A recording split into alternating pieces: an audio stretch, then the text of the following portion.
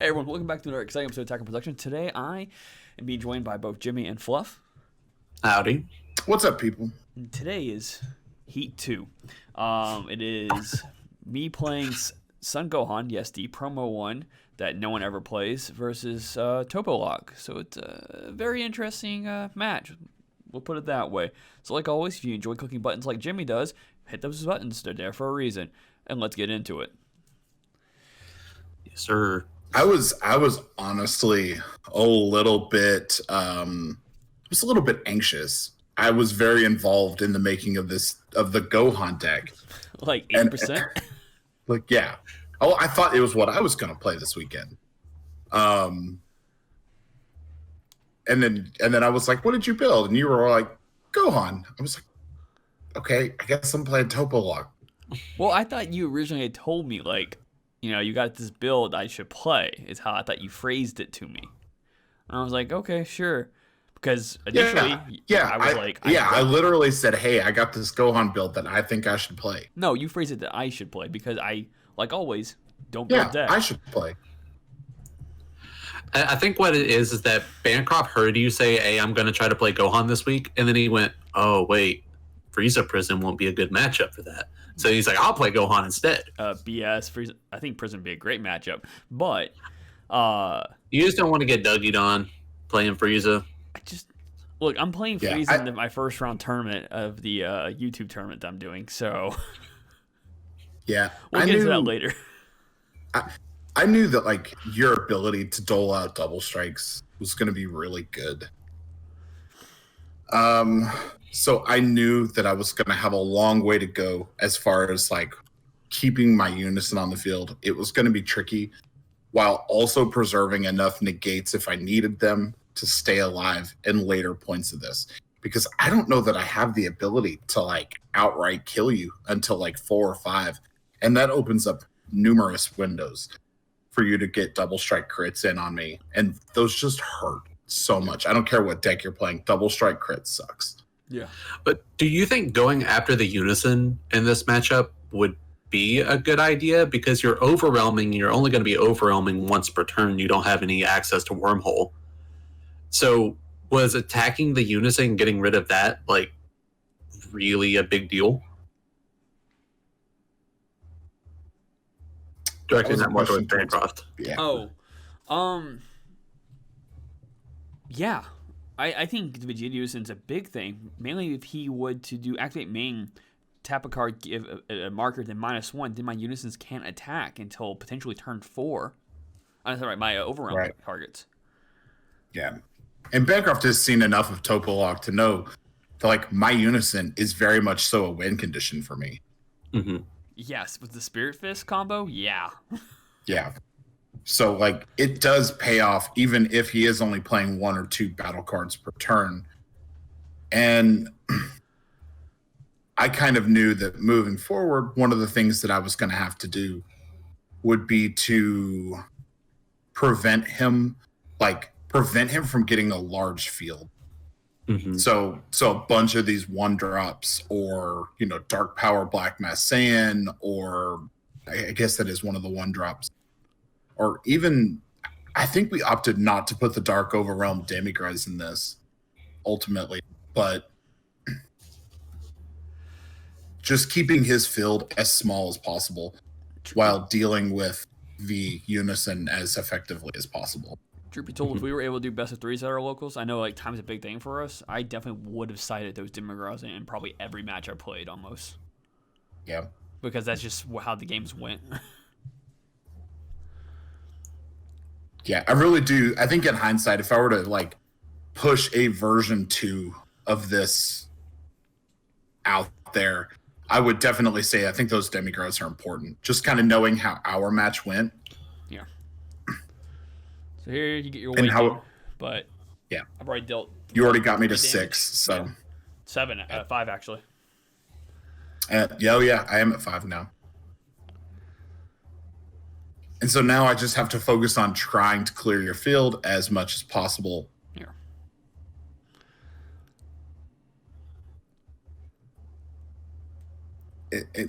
And I will say all night, this Vegeta's activate main, rest a card to gain a marker was kind of weird at almost every stage of the night. Like in every game, I had to make kind of weird, odd choices to get that off. Because here you're I remember it. Go on. I would say because right here you're actually debating on playing Universe 9 right now. Because you're gonna have to discard 2 cards if you do. Yep.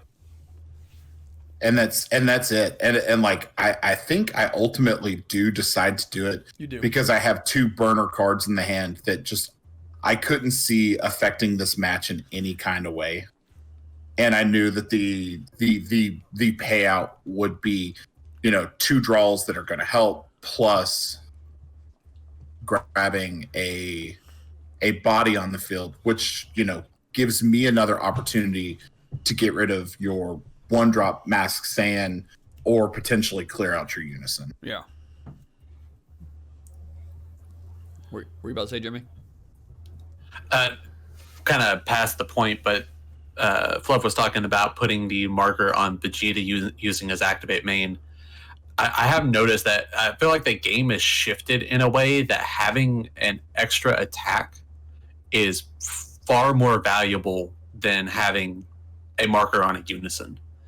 Especially for yellow, since the yellow counters are not all that strong. Right. That letting your Unison go down to 1 marker on your opponent's turn is not that big of a deal, and it's not that devastating, unless they're going to be removing it. But I felt that every time that you tapped to put a marker on Vegeta, for me personally, it was kind of like a sigh of relief, like, okay, I don't have to deal with that 1 extra attack. Right. And I think that was the situation here where I felt like having that extra attack was probably slightly more valuable than putting an extra marker that I'm just going to -1 off. Mm-hmm.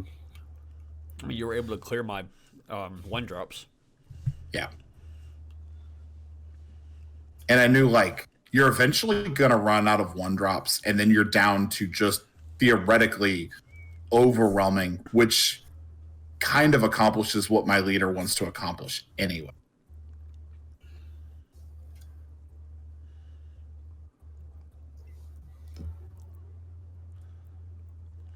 So, just for clarification, I swing, you activate Chappelle, you tap my energy, and then you played the Poutine because card was tapped. Yep. And I'll just say this for anyone that's on the fence of Poutine, that card was by the way, Petty Bancroft move here. He moved 2 Kais and can only play 1 because of my Vegeta on the field. Well, it was like, yeah, I'm keeping the shiny one. So he let the shiny one hit the field and let the non-shiny one go. I mean, why not, right? But Poutine put in so much work here. And unfortunately, the Kai gets tapped with Poutine's ability. That's why she's tapped. Yeah. And I didn't have that tap for the Overrealm that's currently in play. Yeah. Or that got played. I think now I have to go on. I think I only put it to 25 because either you get rid of potentially 3 cards or a super combo, or you take it and you were tapped out. And my hand was just not in a place to not take that pressure. Yeah. So I just had to take it. I mean, I could have comboed out of it, but like that doesn't kill me, and it doesn't put me in an easy kill range. Yeah. And just in case anyone's curious, I'm just using Piccolo's +1 effect without discarding a card because it says you may. Yeah. I like my hand. So how did you like that Piccolo? I actually didn't mind it. Yeah, I know we were talking a lot about like the Unison spread for this particular deck before the event started. And I suggested, why don't you run the Piccolo, because it's deck thinning off of your leader, plus it makes all of your 1-drops live. Your double strikers, your is it Shunshin or is it it's Haru? Which I always thought this Piccolo was like fairly strong for what it is. How relevant was it in a lot of your matchups this night? I can't remember if it was against. I think in my third round, because this is our second round. In the first round, it,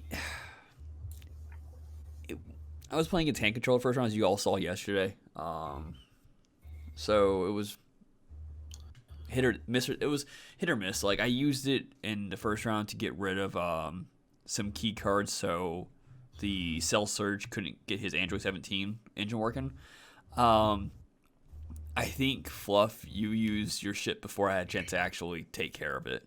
I think. Right. We'll see as the game progresses. I know against Sean, I used it like 2 or 3 times against Sean in the third round, just to get rid of those battle cards out of his drop, because he has one of the Broly's or all the Broly's are played by sending battle cards to the warp, right? Mm-hmm. So Yeah. I was just trying to keep that in control against him. Yeah, I think people are starting to realize how strong warping cards from the drop area is, especially with Shroom and Salsa on the horizon. Like, it is a lot nastier than a lot of people give it credit for. And we've seen cards like Human Extinction Attack and that Piccolo that rarely are played other than, their other effects. But those like warp effects are kind of insane. Yeah. And the only thing different, like, it's Bergamo, I think. For every marker, it has plus 3,000, right? Mm-hmm.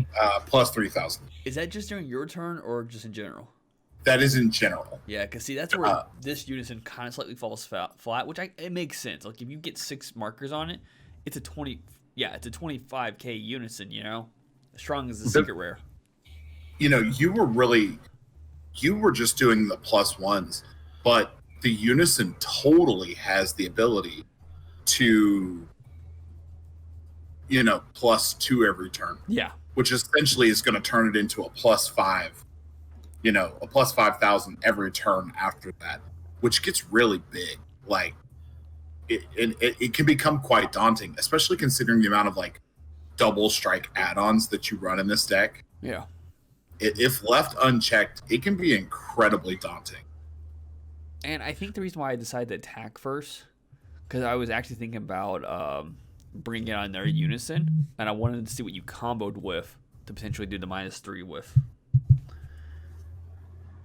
Yeah, and actually doing that is really big on your end, because I had to decide if I was going to negate that attack or let that attack go. And I think I ultimately decided to let that attack go. Yeah. And that puts me in such a dangerous position, because you're able to just double strike. Yeah. And I valued the ability to put a dual attack 19,000 that drew me a card over a unison that's just a target for you that doesn't give me a defensive step. Like, so I did that. You are going to clear the field, except the Poutine has barrier here, and then the Mass Saiyan gets rest moded, so I don't have to deal with that attack, and then I'm able to Cocotte Zone by myself, which helped you out dramatically. Yeah, that card performed extremely well tonight. Like, it is so good in Toppo Lock, and I had dismissed that card ultimately, because I remember back in the day getting mixed up with Dimension Magic's effect, thinking that's what Dimension Magic did, and not being able to run Cocotte Zone because there were only 3 universal levels, right? Mm-hmm. Maybe total.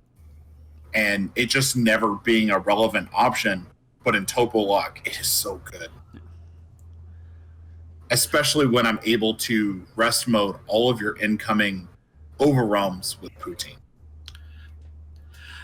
Dude, the first time you played that card against me, I was like, bro, what the hell is wrong with you? Why are you running this trash? And then you're like, because you just don't get to play the game this turn. I'm like, okay, that makes a lot more sense. Yeah. I remember playing that back in TOP meta when I was playing Jiren, and I was like, this card is absolute doo-doo. It ain't doing anything for me. And then now looking at where the meta stands right now with that card, it is nuts. The only thing that yellow has going for it right now is bottlenecking, and Cocotte Zone just adds to that so much. Mm-hmm. So here, I'm really deciding, can I win on this turn? You have 2 open energy. I think that turns off the U9 assemble in my hand if I even have another. I think I've burnt both of them plus the one that's charged, and I just have to kind of think that Black Mass Sand was just hurting me all the way around. Yeah. So I'm like, you know what? It's just going to go. Maybe I'm wasting an Overwhelm doing this, but I just need to apply some kind of pressure here. And in hindsight, that probably wouldn't, like, that Black Mass Sand would not have hit the Bardock here. So maybe me playing the Secret Identity Mass Sand was a bit of a waste, but I feel like I got a good swing on you here that really, like, tempted you, like, do you combo or do you sit in range of a kill shot here? So what I was debating about, if I'm correct, was comboing off the 1-drop black extra card that's Activate Battle. It's the Majin one. I can't remember what it's called on the top of my head, but it's plus 15k, but I also get to warp a card from your drop. And I was like, oh, wait, you don't got a card in your drop. Do I still do it? I might still do it. Oh, I do Kraken Space. No, I do Kraken Space. Kraken Space. I had 2 of them in my hand, I think. That's why. Yeah, that card is so good. And then I super combo, so. Which gets you out of that. Bardock doesn't have a tap target, but it does give me a double strike to apply some pressure with. And if I'm correct, I might take this hit if I'm correct. I can't remember. I don't think I combo on it. And you do take it. And I don't think I have... My hand is not the most reassuring. Like, I actually think I was contemplating comboing and putting another ape on the field, which I know if I do that and you're able to combo out, you win. Yeah. Because I would be tapped out. I'm at 2 life. 1 double strike finishes me.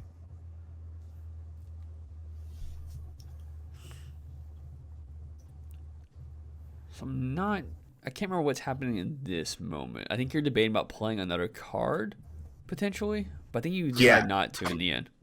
That was so that's what I was talking about, where I was considering, playing out another card and pushing. Yeah. I actually think I was thinking about playing a Unison.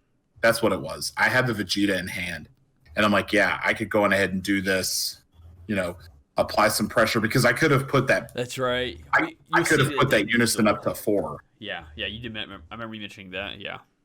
Yeah. Because you had 2 Unisons in your hand, but you wouldn't be able to add to it. So if I was able to combo out of any of it, well, I could have taken one of the attacks up to like 30,000 or 35, somewhere like that, and we discussed after that, had I done it there, you would have been able to to combo out. So as far as like making it through that turn, playing reservatively was the correct call. And I think that's the hardest judge for Toppo Lock for me. Yeah. Is like, where do I put, do I push here or do I play it safe? And that has been like the biggest judge, especially where the meta is at right now. So here we're going over, Piccolo is currently 25, and I think I leave it. I think it was right there when you swung and you just said 40k, not even thinking about it. I don't know. Yeah. I was sitting next to Fluff at this time, and I had my hand. I look over and I'm like, has Fluff not touched that Unison the entire game? Like, what the hell is going on in this matchup? I was looking at like, okay, he has 4 energy. How the hell is that 40k? So you Nimbus though. That was a key thing. So you Nimbus. I sit here. I overround for Bardock to get the draw 2. You Poutine tap it. Yep. And again, Poutine putting in work. Imagine if you had been able to get these swings in with these Unisons. Yeah. I think I would just lose. Like, I don't even think that I would have made it to this point in the game. I think I would have just lost by this point. Yeah. So I discard a Toa. I have another Toa in my hand, But here's the funny thing about, hopping from one color to another color to another color and back to a color and whatnot. And with the 12 now sets, or almost, 12 sets was not out yet, but practically 12 sets, some cards you just forget about. Yeah. And I forgot about a key card that's in your energy. Yeah. And after that, I was like, I think I even fist bump you. That's it. Yeah. Yeah. Because That's what I should have done is just played it. I should have just swung Gohan, force out another negate or something from you, leave it where it was at. I overrun. Gohan had crit, This is me just showing what I could have done instead. I could have played Toa for 4 energy. Well, I played it for 2 energy. I'm like, oh, I can't even attack her because I can't give her a marker. But I should have played her for 4 energy and took in your ape. yeah. Yeah, you actually you played the Toa and you went GG's. And I was like, yeah, you can't attack with her. And Yeah. you were like, oh crap, I completely forgot about that. Because the way for her to get a marker is to KO a card. And I didn't have any cards left in my hand. Yep. So, yeah, it really hurts when you forget about cards like that. And I think it's happened to everyone almost. Oh, for sure. I don't think there's a player that I haven't caught with Vegeta's final. Yeah.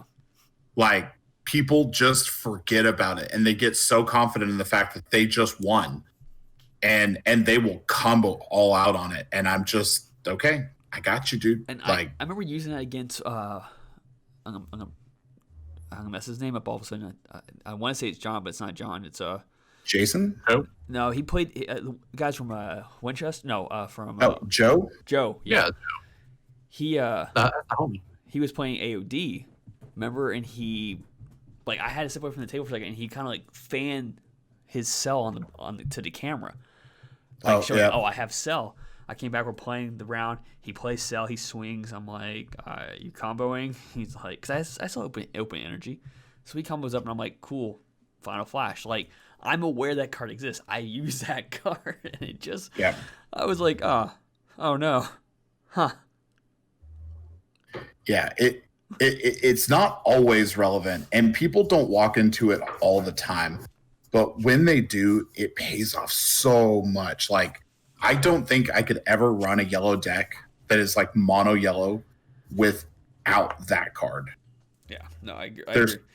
There's too much inherent value in it. But like, that was a really good match, and I didn't feel secure in taking that match at any point. Like I said, I think that was one of the hardest matches for Toppo Lock, just because of how readily you dish out double strikes. Yeah.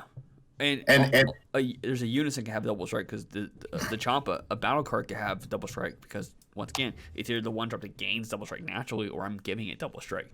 And then Cracking Space gives the leader double strike, or I can even just overrun and give the leader double strike. Like, there's multiple ways of having double strike with that deck. And legitimately, I think without Poutine, I just lose that match. And there were so many instances over, this event that Poutine was so valuable. I think I boarded it by turn 2 in every game. I think in only one of the games did it get readily removed. And then I just immediately put another one back out. And once I put the other one back out, it just put in so much work and slowed down. Like, I don't think Jake and our last match, the final, wasn't on camera. But like, Poutine just stopped him dead in his tracks. He was like, I don't know what to do about that card. I think you played Jake in the first round because Jake's plays against Austin on camera in the third round. Which you all see that tomorrow. I played Jimmy in round. Okay. Yeah, we played in the finals, but it wasn't on camera because we've had too much baby in Toppo Lock. Well, I mean, we also felt like a blue baby versus a Toppo Lock would be another 40-minute game. So yeah, it basically just turned into me and Fluff just talking shit to each other, which we should just upload the raw audio of that game. We 100% should. It's probably there. And with that being said, thank you all for tuning in. Yeah, we appreciate it. Jimmy, thanks for joining us today. No problem. And with that being said, Jimmy, would you like to say something to the people out there? If it burns when you pee, you probably play Toppo Lock and forget about the 1-drop Vegeta Final Flash. Those are two separate things. Not Okay, that you play Toppo Lock and forget I about was that. It's curious either you about play that. Toppo Lock or you forget about that. Okay, fair enough. One of the two. And with that being said, Fluff. That was a low blow. We all know that I've been to the doctor over that. I don't appreciate it. Read your cards, know your plays. Like always. Fuck you, Jim. I mean, Fluff out. It sounded like you said, fuck you, Jim.